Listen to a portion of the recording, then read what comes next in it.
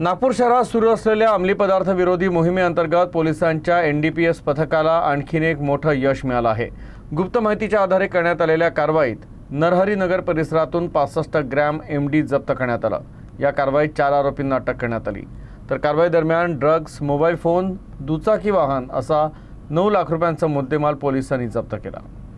नागपूरच्या अजनी पोलीस ठाण्याअंतर्गत नरहरी नगर येथील वास्तू रेसिडेन्सी समोर NDPS पथक गस्त घालत होतं। यावेळी 2 दुचाकींसह उभ्या असलेल्या 4 संशयास्पद तरुणांवर पोलिसांना संशय आला। पंचासमक्ष त्यांची झडती घेतली असता त्यांच्याजवळून 65 ग्रॅम MD जप्त करण्यात आलं।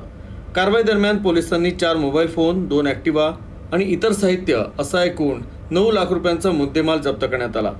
तर अटक करण्यात आलेल्या आरोपींची नावं पियुष मलवंडे, राहुल गोराडे, आर्य गोरेले आणि मनीष दुर्वे अशी आहेत। तर प्राथमिक तपासात मुख्य आरोपी पियुष मलवंडे यानं फरार आरोपी प्रतीक किंदरले याच्याकडून MD खरेदी केल्याचं कबूल केलं। तर इतर 3 आरोपी त्याच्याकडून अंमली पदार्थ घेण्यासाठी आले होते। तपासादरम्यान अटकेतील सर्व 4 आरोपींची गुन्हेगारी पार्श्वभूमी असल्याचंही समोर आलं आहे।